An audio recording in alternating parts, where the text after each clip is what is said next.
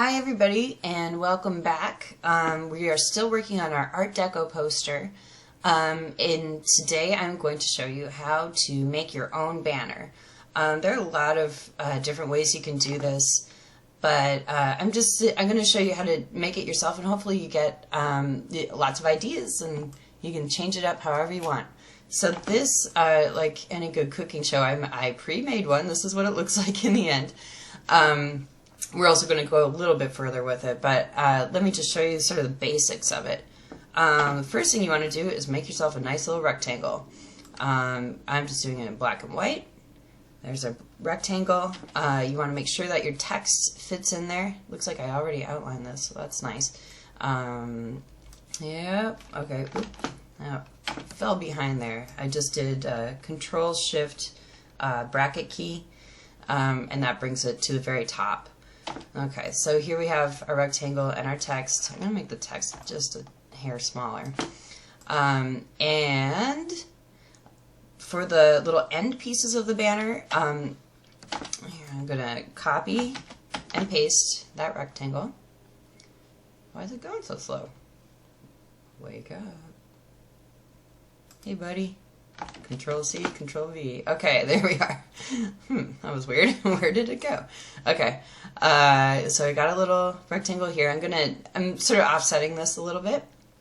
I'm gonna drop it down behind my initial piece there, and then here's what I'm gonna do. I'm gonna add an anchor point right in the middle. With the anchor point, you press the plus key. It's actually the equal sign key, so you don't have to press Shift plus key, okay? And right in the middle, see, I'm just lining it up with this dot. It doesn't have to be exactly exact, but you know, yeah, that'll work. Okay, so I just add an anchor point in, and then I'm using my arrow key. Tap, tap, tap, tap, tap, tap, tap, tap, tap, tap.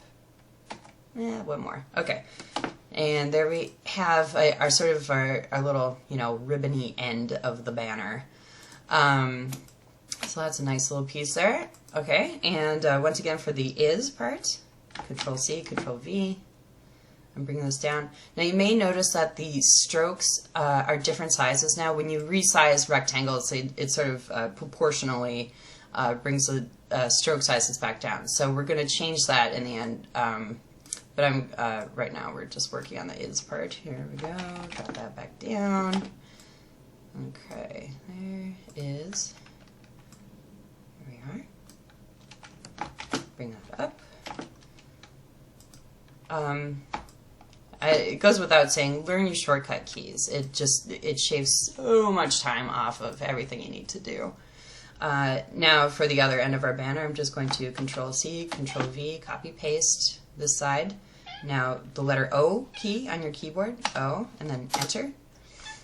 You get the reflect palette, so you can reflect it horizontally, vertically, or at an angle. Vertically is what I want. And there we are. Oh my gosh, my cat. Hey, cat. Okay, and I'm going to drop it back down behind the is. There we are. So now we have there is. What do you think? Should we bring those on the same plane? Let's see what that does. Yeah, that looks alright. Yeah. Maybe, yeah, no, that's fine. Alright, and now we're going to we're going to put in these cool scroll mark lines. Now you may wonder where I get these scroll pens from. It's just, it was preloaded brushes in your palette here. So here's our brush palette. If you click on the little fly out menu here, the little equal sign thing, you probably can't see it because it's not recording that particular area, but if you go down to Open Brush Library, go to Artistic, right under there's a scroll pen, Artistic Scroll Pen, and that's what I have open here. And there are lots of fun things you can use for your chalkboard text. They're a little hard to control, I've discovered, but if you can wrangle them, then you get some really cool effects like this. So I'm going to use my scroll pen. I'm going to brush over here, and I'm going to draw a straight line. In order to do that, you just hold down the Shift key, draw a straight line, and there you have it. Okay. Now, obviously, this is a little too big, and it's a little too, you know, it's kind of hard to bring down in size with this small little box here, but if you can do it, you can do it.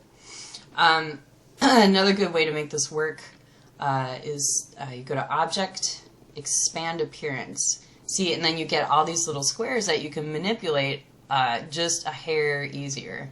I use that a lot. I don't know. It's just easier for me. If you like just working with a vector line, then by all means go for it. But I have a hard time with it. Okay, so here we have our nice little scroll mark. I'm gonna copy and paste that. O again, vertical. And bring it up. Sorry, I'm going so slow. My cat is sitting on my mouse hand. Cats, man. Okay. So now, here we have our, there it is. Now this looks a little different than the one that I have. I don't know what I did there. Maybe I just made it a little smaller or something? Not sure. Control C, Control V. I'm going to use that piece right here under the is. Okay, and see, you have it kind of overlapping here. I'm going to drop that down behind the top banners there, see, so that like those little rectangles don't interfere with each other. And let's see, there's one more on this end little banner piece. Come on, man.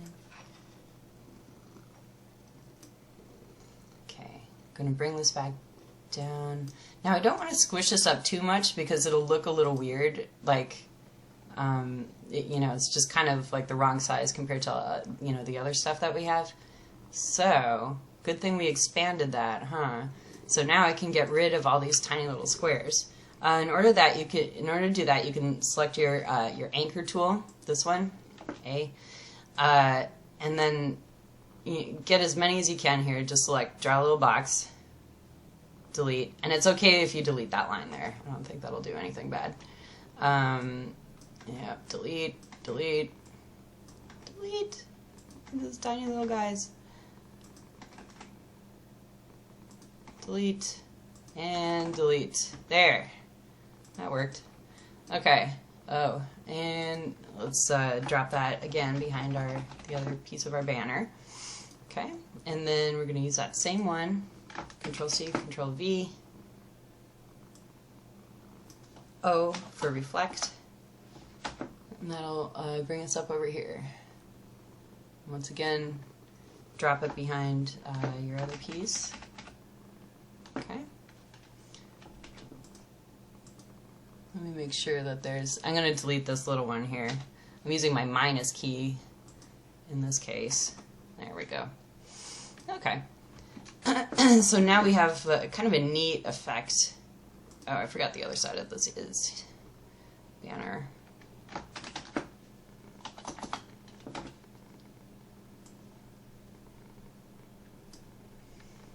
Alright, now we have a little bit of crossing over with our pieces there. So I'm going to go ahead and take out some of these rectangles so that they don't interfere with one another.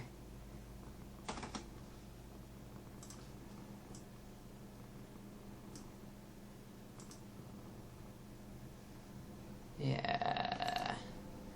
Okay. All right. Well, you can mess with that as much as you want. I'm going to expand that a little bit so that we get overlapping of these rectangles. And it looks a little bit better. It's not perfect, but you know, if you're doing this at home, you can you know, be as perfectionistic as you want. But I think it would be boring for you guys to watch me delete every single tiny little rectangle. Okay, now remember I talked about the stroke difference on some of these banners when you resize them. So I'm going to select all of them. Make sure we just have the same stroke width. Let's go up to 1 point. That's nice. It gives us a nice thick line. You know, it looks kind of weird with this with the with the rectangles being black and the text being black, I'm going to change the text to with a white fill and a black outline. Yuck. And in order to do that, oops, I'm going to go over here to the stroke palette, drop it down. All right, now as you can see, it looks a little bit muddy, kind of thick. I'm going to, and a nice way to get rid of that is to put the stroke on the outside of the fill. The way it is now, it's sort of like, so like the line of the text, the stroke was halfway on and halfway off. If you click this little align stroke thing, it will align the stroke to the outside of the letter. So you get like a nice clean, you know, sort of outline on your text, and it doesn't interfere with these, you know, little thin delicate pieces. Okay, so here we go. Here's our banner. I'll just go ahead and delete this other one. Deleted. Oh, I forgot to add the, it's just such a silly thing for the banners, but we end up using them all the time. These little triangles, these little triangle shapes, and sort of give you the sense that the banner is three-dimensional. So anytime you have like an overlapping here, you just need to put just a tiny little triangle in. I'm gonna rotate this one 180 degrees. All right. Here's a triangle. I'm going to put that right down there. Bring that up to the front. So you can see it's a little bit crooked. I'll just go ahead and align that to my edges. There we are. And okay, we need another triangle here. I'm going to draw it this time. So I'm just using my pen tool. Click, and now I'm holding down the shift key. I'm clicking again. That gives you a perfectly straight line. I'm going to click right over here and close it up. That's it. And another one. Shift key, hold down, click, click, and close it up. There you are. Does that look right? Yeah, that looks right. Okay. Alright. So here we have, there is. Now, like, it's a funny look, but it's like, oh god, I forgot those little. Let's just group all those together right now. Group, group, group. So now I have the whole banner grouped together.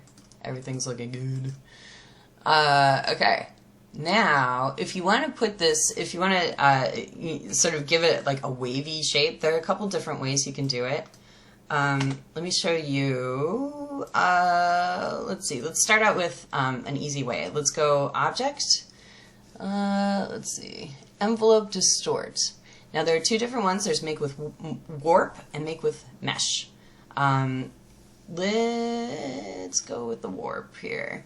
So now you have your warp options. You can click on the preview panel there and see I selected an arc, and that gives you like this perfectly arced text and banner. That looks, I don't know, it's not perfect. There's the arch. See the difference? Like, so the arc sort of like splays it out like if it were a circle. The arch it keeps everything sort of parallel, or keeps the the sidelines parallel. Flag is a good one. See? I like that one a lot. So, I'm going to go with that, I think. Yeah, let's do that. Okay, I'm going to copy and paste that. Now I'm going to Control Z, I'm going to undo one of, oops. Okay, sorry about that. I had to pause it there for a second and get another copy of this so I can show you a different way to bend your banners if you don't want it to be like, sort of in this perfect flag shape. You can, you know what, I'm just going to save a non-bended one off to the side just so I don't have to do that again. Okay, now, once again, we go to the Object, Envelope, Distort. Now you can make this with a mesh as well. So a mesh will just sort of give you a grid that you can bend this on. It defaults to 4. I just bring it down to 1, dude. Unless you really want something complicated. you'll see. Here we go. So what this does is it gives you a rectangle, a box that you can manipulate on your own. And you have these little anchor point tools that you can bend. So I'm going to select this one, and see you get a little handlebar here. You can bend that up. Do that again on the bottom. That sort of gives you a little more of an organic shape. It's it's just another way to bend things around. See, so I have the bends different ways, but you can you get the gist of it, right? You can even sort of stretch things in a weird way like that. You don't want to go too crazy with the distortion because then it looks a little amateurish, I guess. But but that'll sort of give you a little look at that. Now, just for fun, I'm going to add an anchor point in here, right in the center, and I'm going to see, and so that gives you another little handlebar set that you can move around. So you can give it a little twist like that. Again, that looks really kind of funky, but I just wanted to show you how that worked. Okay, so now we have a couple different banners we can use if you wanted to. Now, I wanted to add just a few extra little Art Deco touches. I was looking over here, and I like this fan shape, these two little fan shapes. Let's just throw one in there just for fun. I'm going to make a rectangle. And sorry for the phone. And we have a nice rectangle shape there. I'm going to copy and paste. I'm going to make this just a touch smaller. I'm going to drop it behind the first one. Copy and paste. Make it another touch smaller. Now I'm going to line these in a second, but I'm just sort of roughing this in right now. Yeah, that's good. Drop it behind that one. And let's just do one more just for fun. And like so. Drop it behind the first one. Okay. Now I'm selecting these all. I am going to the Align palette down here. Vertically align bottom. So it's like you drop them all on the floor right there. And then I'm going to equally distribute them. So horizontal distribute, just like that. And it sort of averages out all your distribution here. I'm going to tap this one in just a little bit. I want that to be a little more subtle. And now to get the same thing on the other side, I'm going to Control-C, copy, Control-V, paste, O, reflect, vertical, and get that right about where it is on the other side. Drop those behind the first one, and see, now we have a nice, sort of Art Deco looking building. I love it. I'm going to, once again, align all those. Now we have a nice shape. Now it isn't quite the fan shape that we wanted. That's okay. We can go to our object palette. We can go to Envelope Distort. Let's make it with a mesh. Rows 1, columns 1. Okay. Now I'm going to take these little anchor points. I'm going to tap them almost all the way in. Now you see you got a little distortion. We're going to fix that in a sec. Yeah. I should have counted the number of clicks I did, but I forgot. Sorry. Okay. Now you see it's sort of like it's making this weird vase shape. If you want to make those straight, there's a fun little trick here. It's under your anchor point tool. The shortcut is Shift-C, convert anchor point. So that means if you have an anchor point with these curve bars on it, you can just click on it and it makes them straight. There. Gotta get right on there. There we are. Straight. Get straight. Get straight. Straight, straight, straight, straight, straight, straight. This is so frustrating. Alright.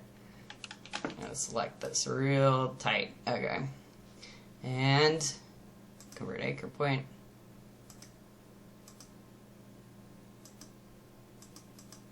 I swear it works. There we are.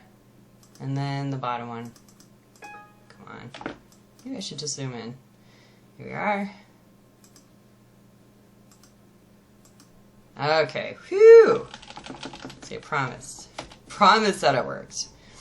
All right, we kind of lost our last little piece there, but whatever, that's okay. You can always adjust these however you want in the future. Okay, one more click, and there. Now we have a nice sort of Art Deco-y shape.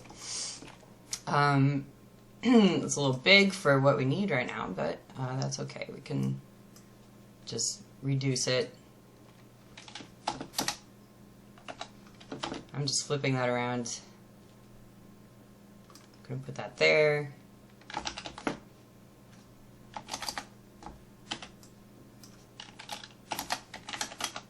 Okay, put another one up here. I don't know, this might be a bit much, but I just kind of wanted to show you how to make some fun shapes really quickly.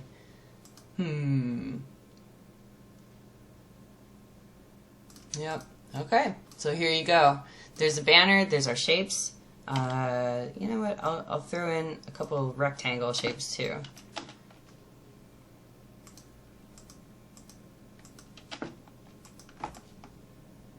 Okay, so I just made a rectangle. I'm copying and pasting it on the other side. I'm going to line them. Go down to my line palette right there. And then distribute them, equally distribute them with that initial shape there. I'm going to group these. G. And then Control C, Control V.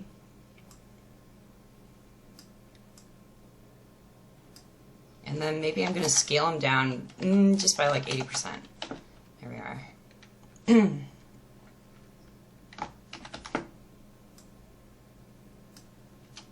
Once again, scale 80%. So that's kind of how you can make some nice aligned shapes. Now let's get those actually aligned. What is my problem? There. Okay. I'm going to drop that behind our little fan shape. I'm going to add a slight little circle right here just to fill in the blank spots.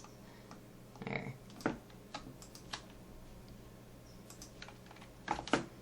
Alright. So there we have like kind of a fun way of zhuzhing up our banners. So there we go. There is good and evil on both sides of every war.